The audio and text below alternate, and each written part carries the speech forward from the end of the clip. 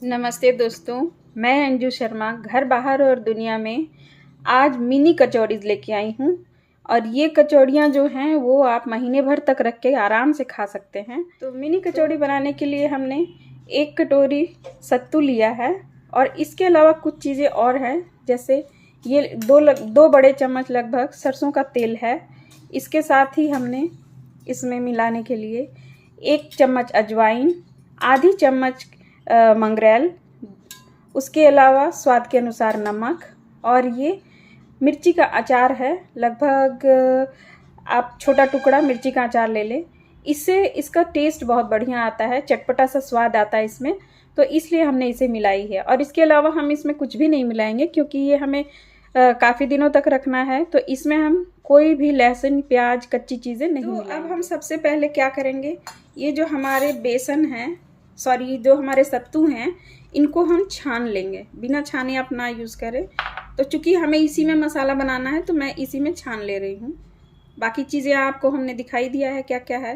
तो इसको अच्छी तरह से हम इसमें हम जो है अपना ये सरसों का तेल जो हमने लिया है, पूरा एक बार नहीं डालेंगे, पहले थोड़ा सा आप डालें। अब मैं इनको अच्छी तरह से मिलाऊंगी।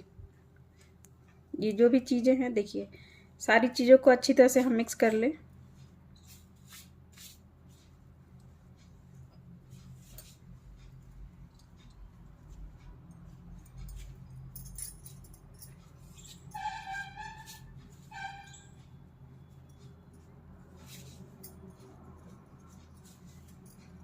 तेल मैंने इसलिए आधा कहा है क्योंकि अभी पहले आप इसे मिक्स कर लें।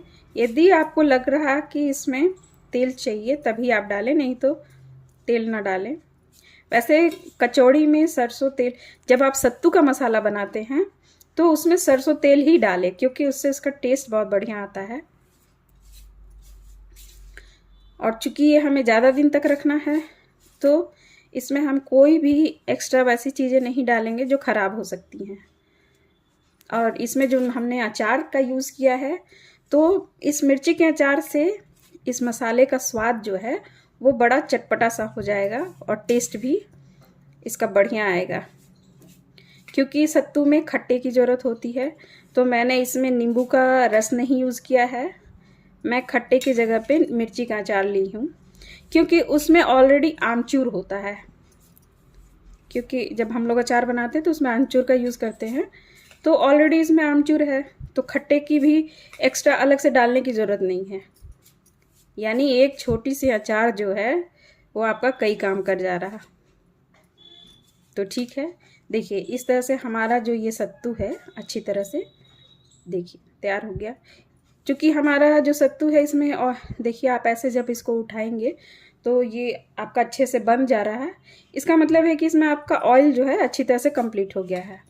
तो लगभग इसको बनाते हुए मैंने इतना ऑयल बचा लिया है, यानी 1 चम्मच के लगभग ऑयल हमारा बच गया है, तो हम इसे यूज़ नहीं करेंगे।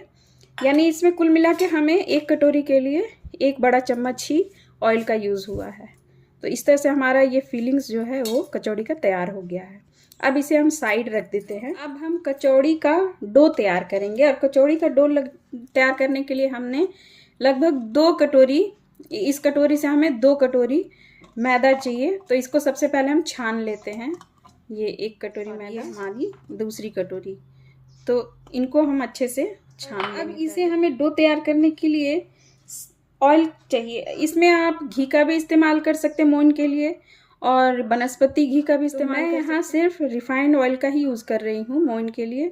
तो ये लगभग हमने 3 बड़े चम्मच रिफाइंड ऑयल लिया है, और इसे अच्छी तरह से हम इसमें मिला देंगे।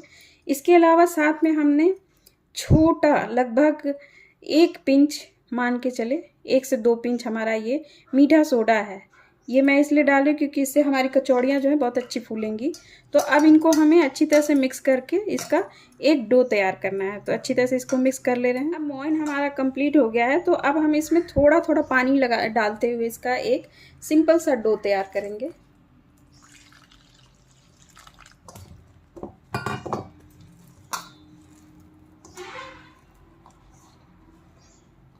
इस तरह से मिलाते हुए हम इसका एक सिंपल सा डो तैयार कर ले रहे हैं। इसका हम सॉफ्ट सा ही डो लगाएंगे और इसको हम लगभग 15 मिनट के रेस्ट पे रख देते हैं। तो दोस्तों डो हमारा रेस्ट कर चुका है। देखिए लगभग इसे हमने 20 मिनट का रेस्ट दे दिया है और 20 मिनट रेस्ट देने के बाद 15 से 20 मिनट आप इसे रेस्ट दें और इस तरह से फिर आप इसे अच्छी तरह से मसल लें। देखिए डो हमारा बिल्कुल फूल चुका है अच्छी तरह से। जब आप इसको रेस्ट देते हैं तो डो आपका जो है बहुत बढ़िया सॉफ्ट हो जाता है। अब हम इसको फील करेंगे। तो चलिए इसके लिए हम सबसे पहले क्या करेंगे कि इसका छोटा छोटा सा इस तरह से बिल्कुल छोटा छोटा इस तरह से पूड़ी के साइज का हम और अब हम एक सिंपल सा लोई इस तरह से लेंगे और इसको दोनों अंगूठे की मदद से इस तरह से दबाते हुए हल्का सा इसको दबाते हुए इस तरह से बना लेंगे और यहाँ इस तरह से आप रखें और जो आपका सत्तू है वो लगभग आधा चम्मच सत्तू इस तरह से आप इस पे रख दें और फिर से अंगूठे की मदद से इसको हल्का सा प्रेस करते हुए हल्का सा प्रेस करेंगे। देखिए और इसके बाद इसके साइड को इस तरह से हम इकट्ठा करते हुए आपस में मिला लेंगे। अब इसको उंगली और अंगूठे इन दोनों की मदद से हम इस तरह से देखिए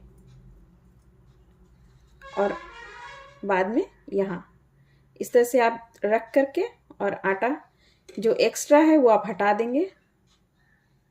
इस तरह से हमारी जो मिनी कचौड़ी है देखिए तैयार है। तो देखिए इसी तरह से हमने अपनी कचौड़ियाँ इस तरह से तैयार कर ली है भर के। अब इनको हम हल्का हल्का सा बेलेंगे, बहुत ज़्यादा नहीं बेलना है, बस एक इस तरह से हल्का हल्का सा लेके और बीच का हिस्सा छोड़ के हल्के हाथों से बहुत हल्का हल्का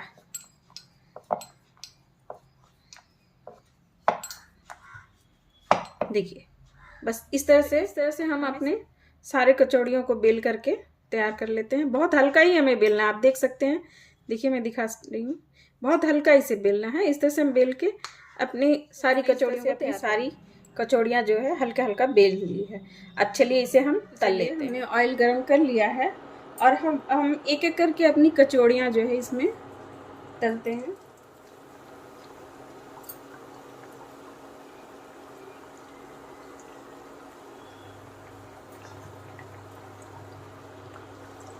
देखिए आप देख सकते हैं इसका कलर धीरे धीरे चेंज हो रहा है और इसे हम इसी तरह से आप देख सकते हो ऑयल में बबल आ रहे हैं, यानी तेल हमारा बहुत ज़्यादा धुआंधार गरम नहीं है। और यदि आप कोशिश करें कि इसे और भी कम आंच पे, यानी कि हीट आपका लो टू मीडियम रहेगा, ज़्यादा तेज आंच नहीं चाहिए, और इतने पे हम इसे धीरे धीरे इसका कलर चेंज होने तक इसी तरह से तल के तैयार करेंगे। तो दोस्तों देखिए इस तरह से हमारी खास्ता कचौड़ियाँ बिल्कुल तैयार हैं और आप भी इसे गर्मा गर्म चाय के साथ इसी तरह से बनाएं और इसे सर्व करें। ये खास्ता कचौड़ियाँ आप इसकी अच्छी बात ये है कि आप इसे 10 दिन 15 दिन भी रखेंगे तो ये ख़राब नहीं होंगी। देखिए मैं इसे एक आपको तोड़ के दिखा रही हूँ, ये कितनी खास्ता और करारी। देखिए आप देख सकते हैं इसका क्रैक्स कितना अच्छा आया है। देखिए ये अंदर से भी कितनी अच्छी लग रही हैं। तो इस तरह से आप इसे बनाएं और ट्राई करें। मेरी रेसिपी आपको कैसी लगी इसे आप कमेंट्स में ज़रूर बताइए। वीडियो देखने के लिए आपका बहुत बहुत धन्यवाद। यदि मेरी वीडियो अच्छी लगी हो तो प्लीज़ इसे लाइक और सब्सक्राइब करें।